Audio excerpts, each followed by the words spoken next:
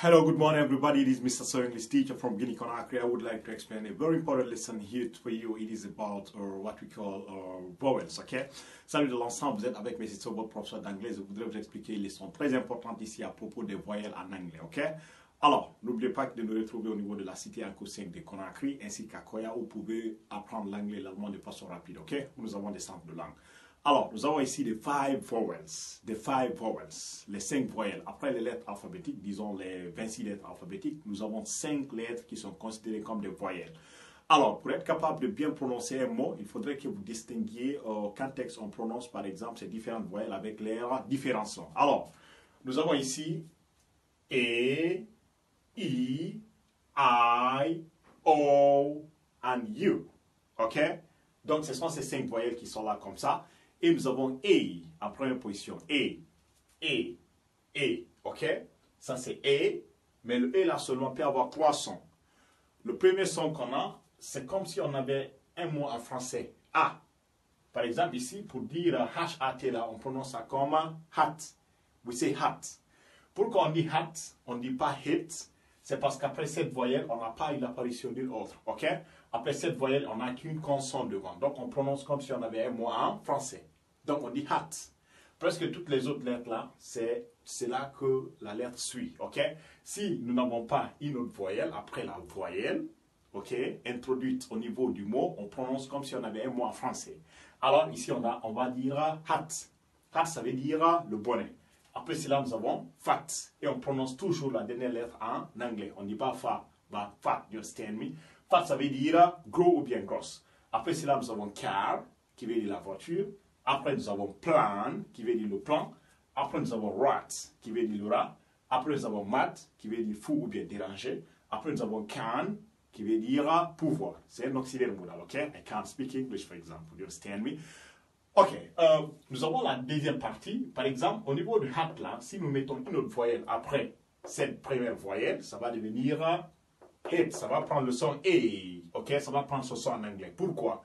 Parce qu'après cette voyelle, on a eu l'apparition d'une autre. Donc, dès l'instant qu'on a l'apparition d'une autre voyelle après la première, la voyelle prend automatiquement son son en anglais. Ok? Alors, ici, on va dire hate.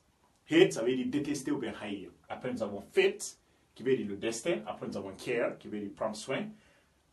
Care, ça veut dire le soin. Hein? Soin, care. Plane, ça veut dire l'avion. Après, nous avons rate, qui veut dire le taux de natalité, par exemple, taux de mortalité.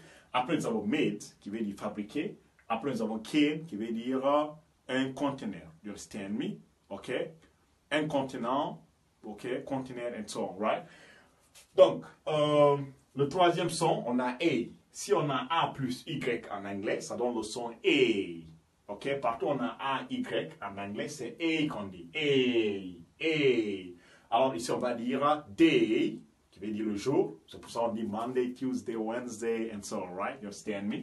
Après, nous avons play, qui veut dire jouer. Pay, qui veut dire payer. Say, qui veut dire. Pray, qui veut dire prier. May, qui veut dire le mois de mai, ou bien un auxiliaire modal, mais qui veut dire aussi pouvoir, ok? Mais une possibilité qui est un peu réduite à 80%. Ok?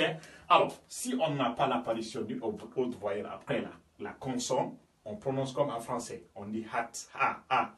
Si on a l'apparition d'une autre voyelle, on prend le son de la voyelle en anglais qui est A. Maintenant, si on a A plus Y en anglais, on prononce A. OK, they, say, pay, and so on, right? OK, après cela, nous avons la deuxième lettre. La deuxième lettre, c'est I. I. La lettre là aussi suit la même règle que E. Ici, par exemple, le E, le I qui est là, parce que ça, c'est son son de base en anglais, mais il peut avoir le son E, comme si on avait un mot en français. OK? Alors, si on a B et D, nous allons dire bed. Pourquoi on dit bed, on ne dit pas beat? C'est parce qu'après cette voyelle, il n'y a pas eu l'apparition d'une autre. OK? Après la voyelle là, on n'a qu'une consonne devant. Donc, bed, ça veut dire le lit. Après cela, nous avons let. Let, ça veut dire laisser. OK? Laisser ou bien permettre. Après, nous avons set, qui veut dire fixer ou bien arranger.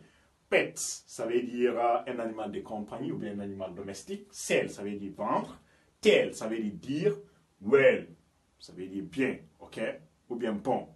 How is your family? My family is doing well. OK? You understand me?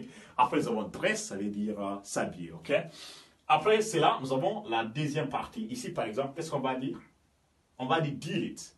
Dès lors qu'on a l'apparition d'une autre voyelle après la première, on va prendre automatiquement ce son en anglais. Et le son en anglais de ça, c'est I. Donc, on dit delete. Delete, ça veut dire supprimer.